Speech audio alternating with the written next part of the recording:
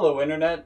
I'm Jackie Fox, and if you're anything like me, you were eagerly awaiting tonight's debate because you wanted to see Joe Biden fall flat on his face when challenged by an actual progressive. It's happened in small ways time and time again through the debate cycle, when he was challenged by people like Kamala Harris and Elizabeth Warren.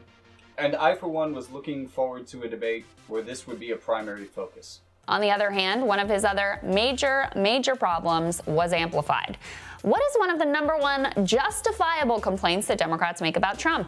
That he lies. Well, last night, Joe put on full display his own uncomfortable relationship with the truth. Now, I know there were a lot of people out there who really wanted to see this turn into a blood sport. But let's face it, for one, Bernie is a pretty nice guy, and two, he values friendships. At the risk of turning some of my audience off on him, Bernie Sanders has friendships not only with Democrats, but with Republicans as well. And that's one of the reasons he's such an effective senator. He doesn't compromise his ideals in these friendships, and he continues to stand up for what he believes in by having that open-door relationship with them and other congresspeople. And by doing so, he's able to get them to sign on to bills and promote bills that they never would otherwise if it were not for their friendship with Bernie. See, when we talk about revolution, we often think about violent uprising. But Bernie has been pushing for years a revolution that is founded in kindness. But let's not bury the lead with that. The reason I came to talk to you today about this debate is a fact check a few of the issues because Bernie wasn't as go for the throat as some of the left wanted him to be. Though he did hold Joe's feet to the fire on a couple of issues, like Social Security.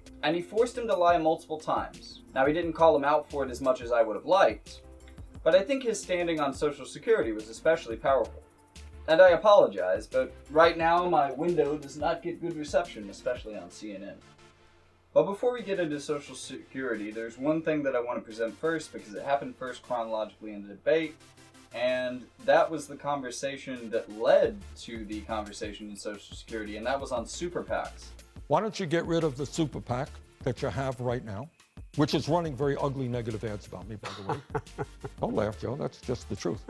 And they got two other super PACs running ads against us. Why don't you just say right now, go on television and say, hey, you know what? I think in the past, Joe, if I'm not mistaken, you condemned super PACs. Is that correct? You get rid of the 9 super PACs you have?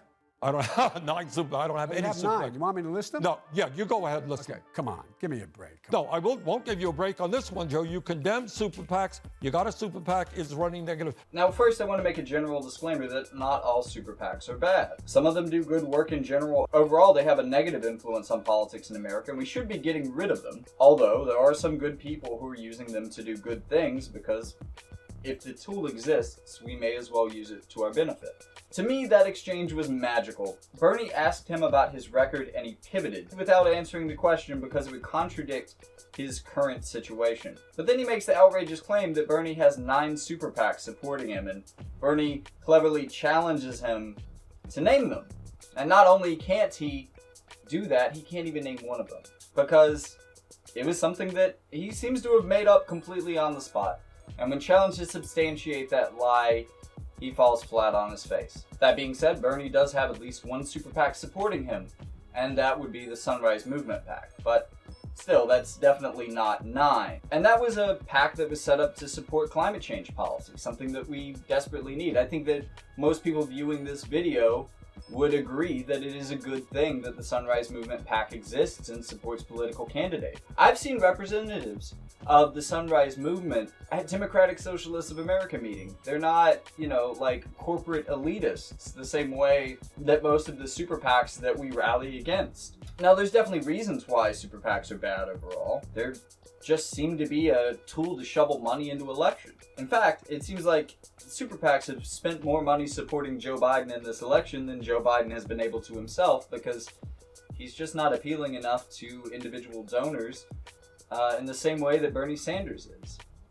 And thankfully, we have restrictions on how much rich billionaires can funnel into elections on an individual contribution basis.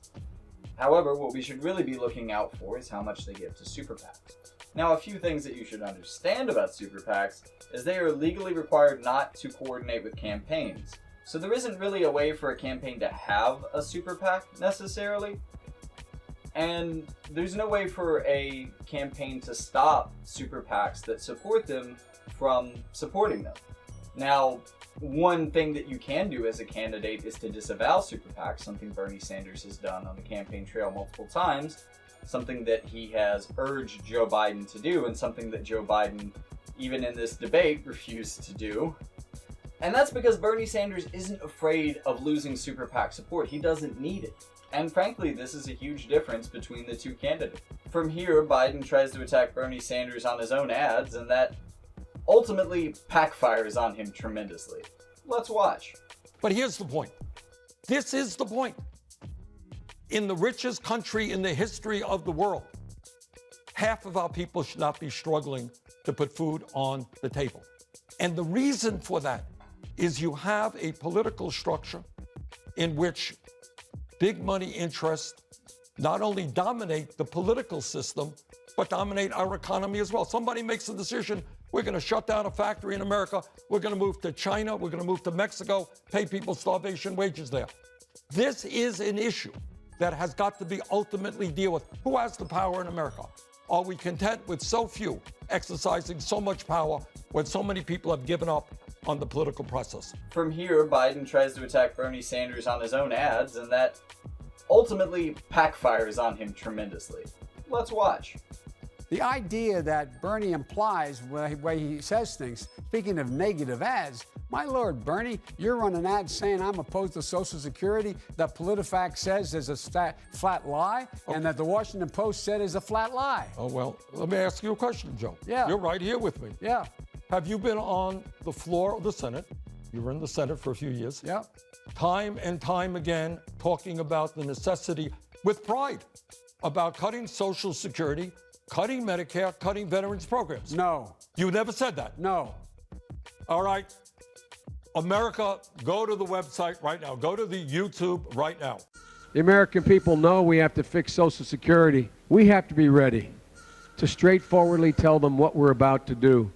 The one criticism our party gets from Democrats is we tend to be too timid. It's almost like we're afraid to tell the American people the unvarnished truth. Well, folks, they're waiting for the truth. I tried with Senator Grassley back in the 80s to freeze all government spending, including Social Security, including everything. Time after time, you were not a fan of Bo Simpson? I was not a fan of both. You were not a fan of the balanced budget amendment which called for cuts in Social Security? Come on, Joe, you won't. Look, here's the deal. Why don't you just tell the truth here? We all make mistakes. I am telling the truth. You said that I, in fact, why am I rated 96% by the Social Security organizations? Why am I viewed as a strong... All that I said... I have laid out how I will increase Social Security Well, that's good. I laid that out. I have laid out how I'm going to make sure that it is, in fact, paid for. Jake. Go to joebiden.com. Look at my exchange with Paul Ryan on his desire to try to privatize and or cut Social Security. Okay. As I've laid out in a previous video, Joe Biden doesn't actually disagree with Paul Ryan on this. In fact, he seems to completely support Paul Ryan's efforts to cut Medicaid and Social Security. Paul Ryan was correct. When he did the tax code, what's the first thing he decided we had to go after? Social Security and Medicare. Now, we need to do something about Social Security and Medicare. That's the only way you can find room to pay for it. All right. Joe, let me repeat it again. I want you just to be straight with the American people. But, Senator, we have a deficit.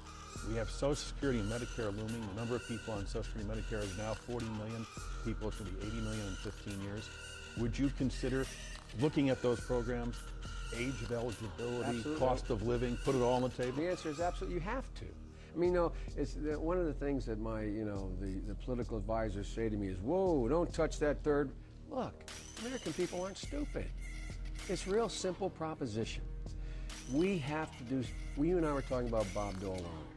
I was one of 5 people, I was the junior guy, in the meeting with Bob Dole, George Mitchell, when we put Social Security in the right path for 60 years. I'll never forget what Bob Dole said.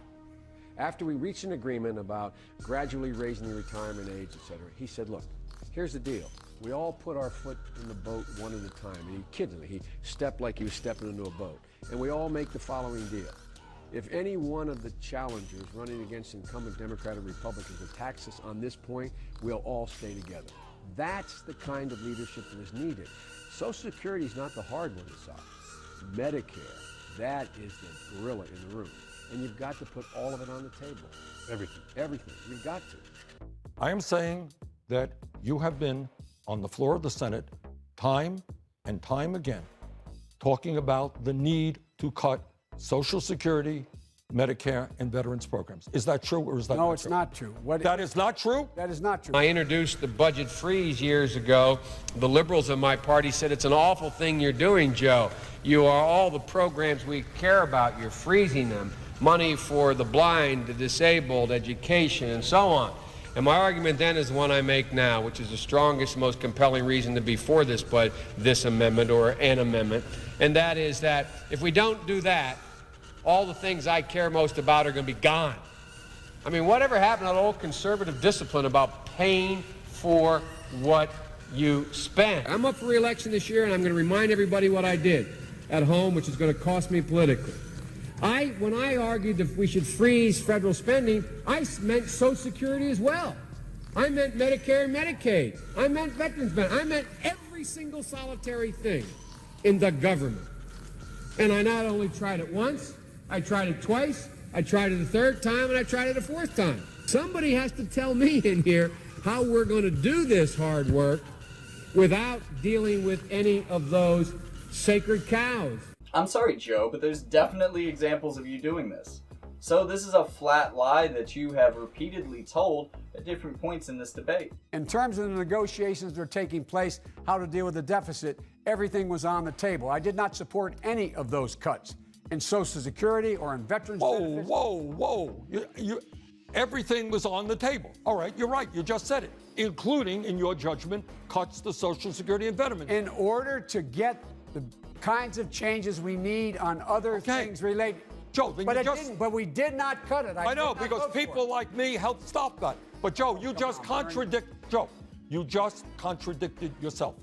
One minute you said I was not on the floor. The next minute you say, well, yes, there was a reason why I was worried about the deficit. Maybe that's good reason, maybe it's not. All that I am saying is you were prepared to cut and advocated for the cuts of programs. I did not. I never voted to cut Social Security. Not talking about voted, Joe. That's not what I said. I never voted. Well, look. And Bernie, through good rhetorical practices, catches him on contradicting himself, and then catches him on a lie on national TV, and also catches him trying to reframe the question in a way that's more favorable to him. Were you on the floor time and time again, for whatever reason, talking about the need to cut Social Security and Medicare and veterans programs? No, I did not talk about the need to cut any of those programs. Okay, all that I would say to the American people, go to YouTube. It's all over the place. Joe said it many, many times, and I'm surprised, you can defend that or change your mind on it, but you can't deny the reality. And here he is lying about his record again. So, Senator, because you brought up Social Security and you've been talking about it, I want to ask you about something that you wrote in 1996. You were a member of the House, and you wrote an op-ed that said, quote, "It is clear we will have to make incremental adjustments in Social Security taxes and benefits." Yeah. Why are your past comments any less relevant than incremental adjustments? What I advocated, adjustments that I advocated and have advocated for years, is, among other things, increasing the cost of living assistance. No, you're not going to find me ever calling for cuts to Social Security. Right now, for example, we determine COLAs by looking at inflation for the general population rather than segregating the higher costs that seniors are paying for prescription drugs and for health care. That's what I was talking about. Not only is this a misleading question that Bernie deals with well, there's also video of him saying this that, again, I have used before in a video. So let's see it again. As you know, Mr. Liu, many economists will tell you, including people from the AARP and quite knowledgeable people on senior issues, that the current formulation underestimates inflation for seniors because it doesn't fully take into account what seniors spend money on, which is prescription drugs, health care, heating, food, which is going up faster than general inflation. I understand the theory of the chain CPI is that if you don't want steak, you can eat chicken. In my state, the weather gets 20 below zero, and a lot of elderly people spend a lot of money on heat. Your budget, the president's budget, is going to make significant cuts in LIHEAP for a start. But on top of that, I want you to tell the people, the elderly people in Vermont, what substitute they might use for heating oil when the weather gets 20 below zero. But let's continue the debate. I have, in fact, when Joe and others were enamored with the so-called bold citizen effort, which included cuts to Social Security or raising the retirement age, I formed, along with people like Barbara Boxer, the Defending Social Security Caucus to say no. When 20% of our seniors are trying to get by on $13,000 a year or more, we are not going to cut Social Security. Vice President Biden, yesterday you endorsed an Elizabeth Warren plan that would undo key parts of the bankruptcy law you helped pass in 2005. A few hours ago, you announced support for making public college tuition free for families who make less than $125,000 a year, something Senator Sanders has supported. What changed? Two things. Number one, let's talk about the bankruptcy bill. The bankruptcy bill was passing overwhelmingly, and I improved it.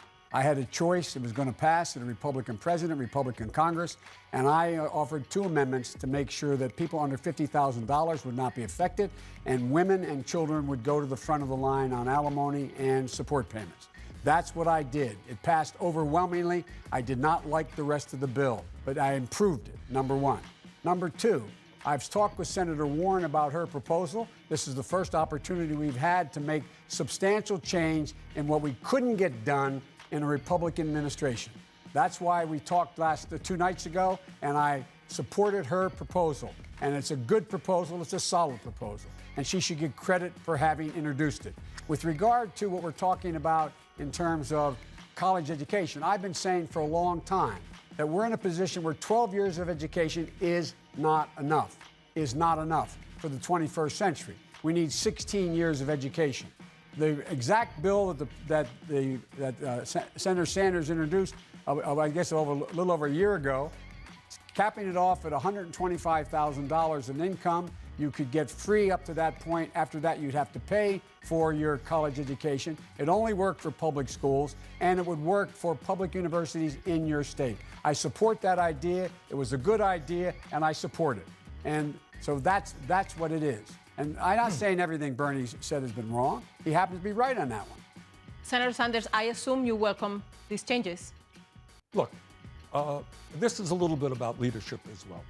Joe talked about bankruptcy. Joe, if my memory is correct, you helped write that bankruptcy bill. I did not. All right. And that bankruptcy bill, by the way, when we talk about education, we got 45 million people in America struggling with student debt.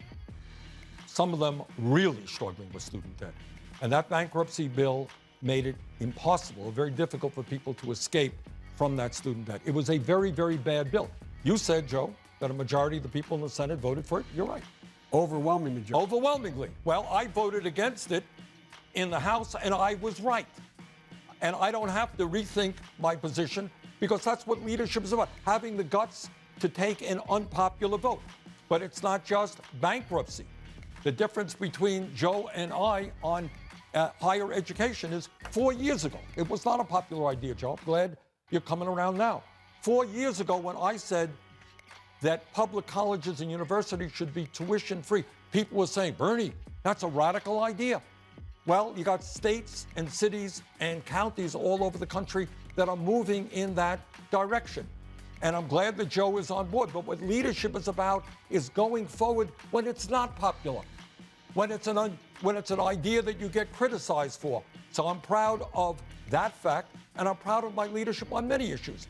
Joe, since the campaign, has come around. I talked about raising that minimum wage $15 an hour 4 years ago, Joe. So did I, and I went out and $15 an hour? $15 an hour, New York City. Go talk to the governor. I will talk to the governor. I'm not aware of that. All right? I am not aware of that. You should be aware. Look. I'm not really sure what Joe's talking about here either, but let's think about what he said. He said that to fight for a national $15 minimum wage, he went to the governor of the state of New York. Now, tell me, how does that make sense? The governor of the state of New York has no power to enact a federal minimum wage. Wouldn't it make more sense if Joe Biden had rallied his fellow congresspeople the way he says he has for many other bills that he really thinks are important, to vote on a bill that would raise the minimum wage. He hasn't done that. That makes this a really disingenuous way to answer, and it's basically a lie itself. A few moments later, Joe returns to the point of the bankruptcy bill to defend his assistance in writing it. Something that he, earlier in the debate, denied doing, so we're catching him in another lie on national TV right here. Number two, now we're in a position where we're able to correct that problem. The fact is, if I hadn't stepped up and changed the law as it relates to people making less than $50,000, those who for alimony and child support, then guess what? They would have been in the bucket too. It was going to pass anyway. I made it. Let me finish. I made it incrementally better. I did not like the bill. I did not support the bill, and I made it clear to the industry I didn't like the bill. Number two, this bill now calls for the opportunity to fundamentally change the mistakes we couldn't correct in the bill the first time around. And that is why I support Elizabeth Warren's idea. And it's a very good idea. Okay, this clip amuses me because it seems to demonstrate that Joe Biden has momentarily lost his ability to count. But there was so much more on that bad bankruptcy bill that Joe now swears he barely had anything to do with, and he certainly didn't help write. Here is Republican Senator Orrin Hatch thanking Biden for helping to write the bill. Senators Biden and Carper have worked tirelessly for years on this legislation, and they've taken some tough votes to get it done, and I admire them for it. You would expect senators from Delaware, which is the corporate state, to do their best to get this bill through, but they did. Just one question for Joe here. If you like and support this bill so much, and you are worried that the bill you helped write and voted for and helped pass, that Elizabeth Warren had to call you out on it on the campaign trail, why is it Elizabeth Warren that you were only a few days ago agreeing with months after she called you out? And why is it that Elizabeth Warren wrote this bill instead of you? If you really supported it, if you really thought of this as a priority, why didn't you write this bill, Joe? Senator Sanders, go ahead. Well, this is kind of circular logic. We're going to reform the bill that I voted for. Well, if you hadn't voted for it, and if you had rallied other people, as I try to do in the House voting against it, we might not have the problems with it we have today. You know what leadership is about, Joe, and it deals with, whether your opposition or your support, I should say, for legislation regarding gay communities and the so-called Defense of Marriage Act. You remember that bill, right? You remember the Defense of Marriage Act. It was, gay marriage today is considered a little bit differently than it was 25 years ago. I remember that vote. It was a very hard vote. I voted against the Defense of Marriage Act. You voted for it. Speaking of the Defense of Marriage Act, I'm not sure who remembers this, but the only reason that Joe Biden changed his opinion on the Defense of Marriage Act and gay rights in general was when one of his family members came out as gay. Whereas, on the other hand, in spite of what Joe claims, Bernie has been defending gay rights since the 80s or 90s. 30, 40 years ago, there weren't people standing up to support the LGBT community. Bernie Sanders was one of the very few, and it meant all the world to us. On television as well. You're probably talking about 50 or 100,000 gay members of the armed forces right now. That's the reality. They have functioned in the past. In many instances, they have functioned with valor, with great courage. Is it your suggestion that we throw everybody out of the military who is gay? Is there any shocking doubt? The same people that would vote to cut defense $177 billion, the same ones that would put homos in the military, the same ones that would not fund BRAC, the same ones that would not clear up. No, I will not. Sit down, you socialist. Mr. Chairman. Mr. Chairman. The gentleman yield. Parliamentary inquiry, Mr. Chairman. Do we have to call the gentleman a gentleman if he's not one? Committee will be in order. Mr. Chairman. The gentlewoman from Colorado is recognized. And the gentleman from Vermont is recognized. Well, the gentleman from California, is he still here or did he disappear? For what purpose does the gentleman from Vermont rise? I rise to speak in support of the amendment. The gentleman from Vermont. I wonder if I could question the gentleman from California. I am rising in support of the amendment. The chair is in charge. The chair is speaking. The gentleman from Vermont has been recognized for a period of 5 minutes, and you may now proceed. I thank the chairman very much and would like the opportunity if the gentleman from California would respond, just to ask him a brief question, if I might.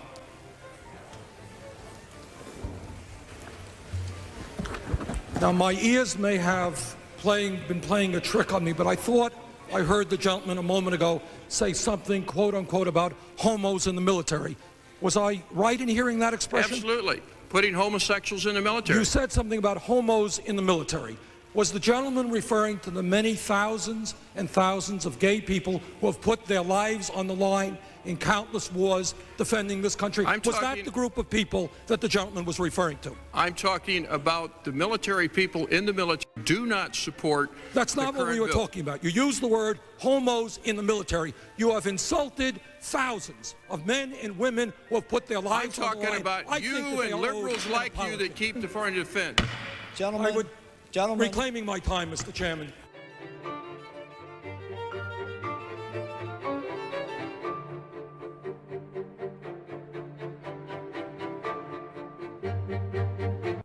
So Joe claiming that he's the first politician to do so on TV is, hey look, another lie. And in fact, the person who did it first was Bernie Sanders. So way to try to swagger jack Bernie Sanders there, Joe, you lying fool. And it's not just the Defense of Marriage Act. There's a lot of non-progressive things in Joe's voting record. I voted against the bankruptcy bill. You voted for it. I voted against the war in Iraq, which was also a tough vote. You voted for it. I voted against disastrous trade agreements like NAFTA and PNTR with China, which cost this country over 4 million good-paying jobs. You voted for it. I voted against the Hyde Amendment, which denies low-income women the right to get an abortion. You have consistently voted for it. I don't know what your position is on it today, but you have consistently voted for it. In other words, all that I'm saying here, we can argue about the merits of the bill. Vice President Biden. It takes courage sometimes to do the right thing. I don't know what other people consider presidential, but this is some big presidential energy, if you ask me. Right now, a woman's right to control her own body is under massive assault, unprecedented assault. It is. Joe, you have in the past, on more than one occasion, voted for the Hyde Amendment, which says that a woman, low-income woman, could not use Medicaid funding for an abortion. Is that still your view, or have you modified it? It is not my view. I've gotten 100% rating from NARAL as well. Senator Sanders, before we move on, I just want to get you to respond. You have a lifetime 100% voting record from NARAL? I know my record of late from NARAL has been 100%. I don't know whether it was 25 years ago. Well, all right. I mean, I think one of the differences, not to pick a bone here, is I have been consistent.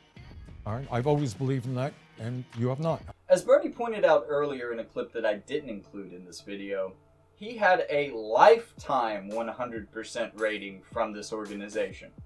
And notice that Joe tries to disingenuously reframe this question as well.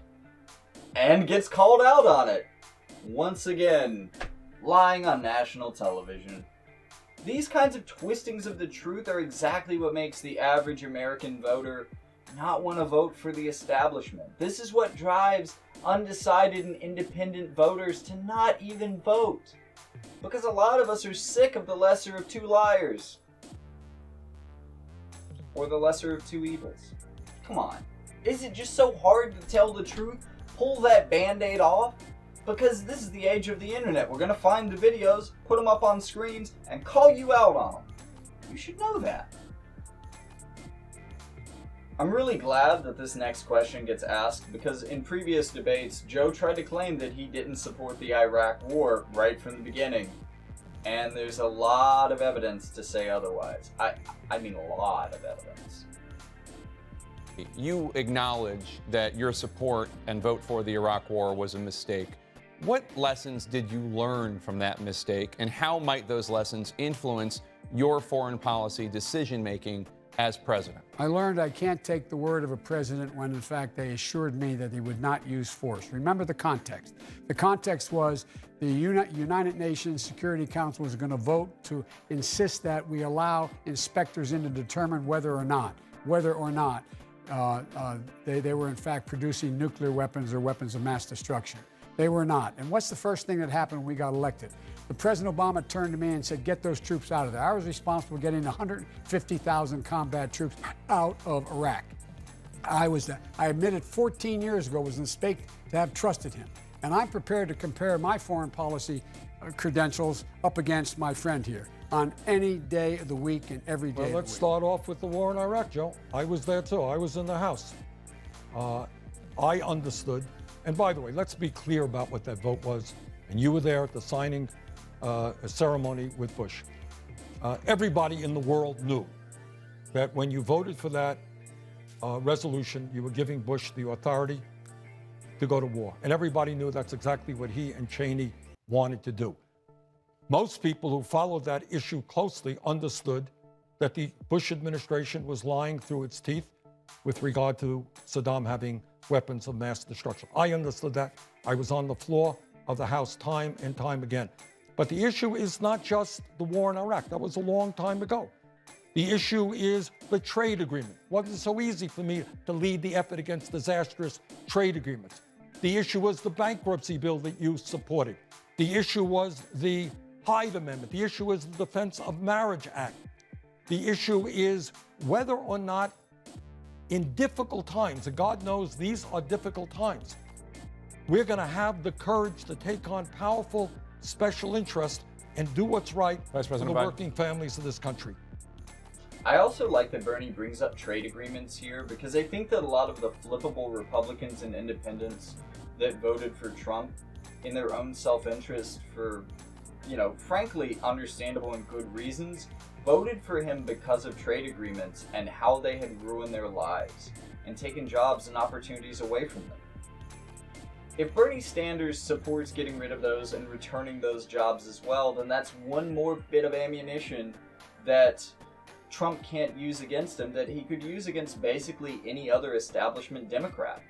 And I think that there's a lot of those voters who are single issue voters who don't necessarily like the rest of what Donald Trump says or does, but at the end of the day, if he brings back those jobs, that's ultimately what they want. They're willing to ignore that other stuff. But if the other candidate in the race also supports that same topic, they really won't be able to ignore all of Donald Trump's other problems. Now will they? But if it's Joe Biden standing across the stage from Donald Trump, it'd be too easy for him to run exactly the same campaign he ran around Hillary Clinton. Because the Obama-Biden administration passed even more of these bills. They doubled down on Clinton-era trade policy. Okay, I've got one more clip, and it's Joe Biden coming at Bernie about Medicare for all. And how he's going to pay for it, how much it would cost, and trying to say that he hasn't addressed either of these issues. Which is funny, because he actually addressed these issues in the Fox News town hall only a week before. The idea that everybody supports Medicare for all, he still hasn't indicated how much it's going to cost people. He's yet to know exactly what's going to. So here's my point. People don't know the detail at all. Right, let's deal with it. Medicare for all. How are you going to pay for Medicare for all? Fair question. How are we paying for it right now? We're paying for it right now by spending twice as much per person as the people of any other country. The average family in America makes approximately $60,000 a year. They are paying $12,000 a year, 20% of their income for health care. Their employer is paying even more. So what I propose is, instead of you, an average worker, paying $12,000 a year, what we are going to do is eliminate all premiums. And now let's be fair about this. Sometimes we're not fair on television. All right? Premiums are gone. Got it? No one's paying any more premiums. No one's paying any more co-payments on the Medicare for all. The absurd concept of a deductible is gone. All right? We're going to lower, because we're going to end the greed and collusion of the pharmaceutical industry. Nobody under my plan pays more than $200 a year for prescription drugs. Okay? All of that. Got that? No one's paying that. Then I say to you, look, healthcare is not free. I'm not suggesting to you it is. You're the average worker. You're making $60,000 a year. What I say to you, there are various options out there that we put on our website. Number one, we have proposed a 4% income tax on you exempting the first $29,000. So people making $29,000 or $1,000 or less don't pay anything. But that would mean that you would pay 4% of $31,000. That's $1,200 a year. You know what, guys? Comprehensive health care under my Medicare for All plan, by the way, that includes dental care, hearing aids, eyeglasses, and home health care. $1,200 a year is a pretty good deal, it seems to me. That doesn't cover it all. That does not cover it all. Not nearly. What we impose is a 7.5% payroll tax on employers. That will save employers money. And then through progressive taxation, we fund the rest. How much does all that add up to? Okay, here we go. Give me a minute. Okay. All right. He took a minute. Give me a minute response. Sure. Okay. Take it. Right now, the estimate is from the Department of Health and Human Services that over the next 10 years, this country will be spending about $50 trillion. Got it? $5 trillion a year. Okay. According to recent studies, Medicare for All will save money because we're doing away with the profiteering of the insurance companies and the drug companies. And here's the main point. Right now, we have to, as a nation, administer thousands of private insurance plans, which cost a fortune to do. Do away with that because you have one broad plan. You can save some $400 or $500 billion. So to answer your question, right now, the federal government, through Medicaid, Medicare, and other public health programs, we're spending about $30 billion a year. We think you'll need about $47 billion to fund what I want to fund. That's $17 billion more, and it comes through the mechanisms that I talked about. This is just Medicare for all. That's just Medicare for all. With all of that being said, my big problem with Joe Biden, or one of my big problems with Joe Biden at least, is that he's a liar. I mean, I've shown you plenty of examples of that, but they go all the way back to even before 1987, when he also ran for president and had to drop out of the race because of his lies. There is one less candidate in the race for the presidency tonight. Delaware Senator Joseph Biden dropped out of the hunt today, saying the disclosures about his plagiarism in law school and his exaggerations about his academic record made it impossible for him to continue. I do it with incredible reluctance, and it makes me angry. I'm angry with myself for having been put myself in the position of having to make this choice. One of those lies happened to be saying that he marched in the civil rights movement. When I marched in the civil rights movement, I did not march with a 12-point program. I marched with tens of thousands of others to change attitudes. And we changed attitudes.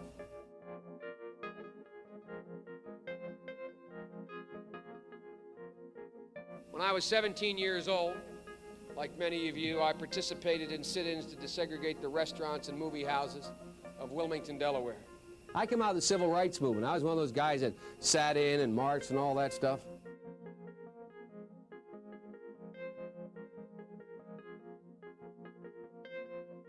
During the 60s, I was, in fact, very concerned about the civil rights movement. I was not an activist. I worked at an all-black swimming pool in the east side of Wilmington, Delaware.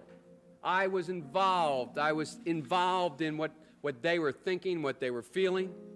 I was involved, but I was not out marching. I was not down in Selma. I was not anywhere else. I was a suburbanite kid who got a dose of exposure to what was happening to black Americans when I'm in my own city.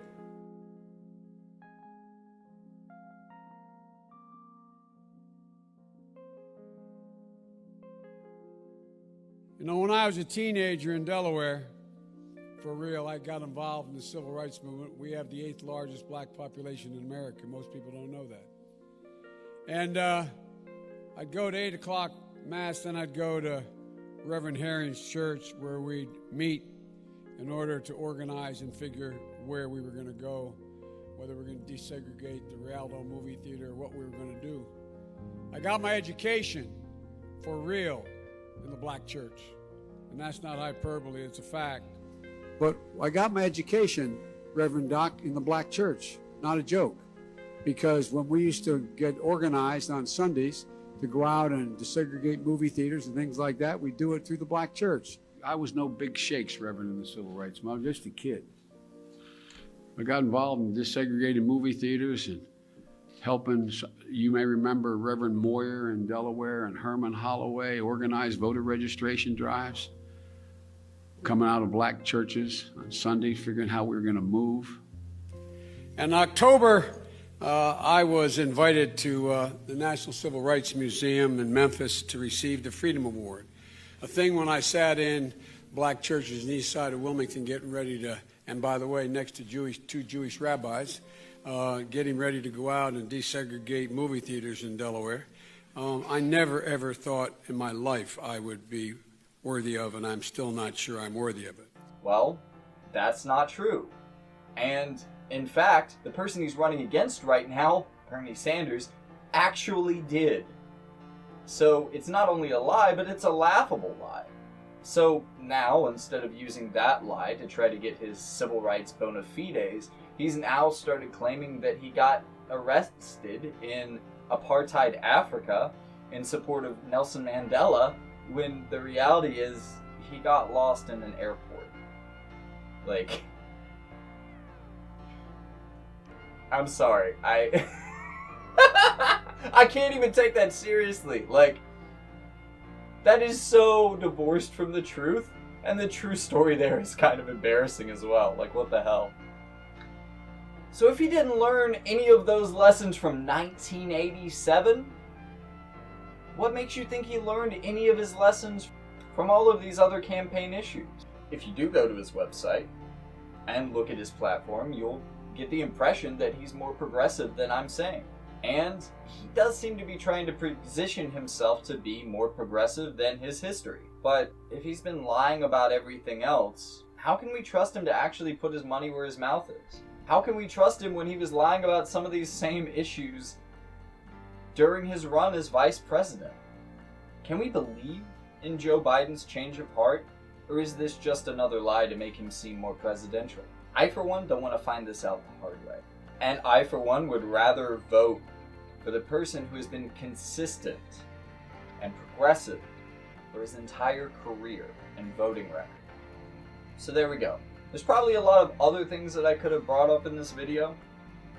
I could have included why Bernie Sanders has the superior position on the bailouts from a working class perspective. Because I think he made good points in this debate, and also in the Fox News town hall where he said very similar things about the bailout. But I'm trying to keep this video short, so people who didn't feel like they had the time to watch a 2-hour debate, or people who can't find the video anymore because CNN likes to make them disappear, get a chance to understand the important issues that were brought up in a manner that doesn't take 2 hours. So if you like this analysis of the debate, please subscribe to my channel for future videos. Like this video, it really helps the channel out. If you would like to support the channel to keep these videos coming so that you can easily see the truth without having to do all that research yourself, there are ways to support the channel, and I will be including them in the outro video and credits for this. So stick around for some of those if you would like to support this channel. But for right now, I would like to say thank you for watching. Stay safe out there. Have a great day, folks. I'm Jackie Fox, and my content will always be ad-free because I'm eschewing corporate donations to the channel. I just ask that if you can donate a little bit of money on Patreon like these fine, foxy folks, or if you want to make a one-time donation, you can donate on Ko-fi. If you're looking for another way to support the channel, I'm also making Fox hats with my logo on them. They are currently in the design phase, and I'm willing to allow people to ask for customized hats. Prices may vary depending on the cost of labor to manufacture them, because I want to make sure that my workers are paid fairly. But I am happy to say that the next few months, if you're a patron who has donated to this channel, I will be counting all of your donations against the cost of your first Fox hat, allowing you to get it at a discount.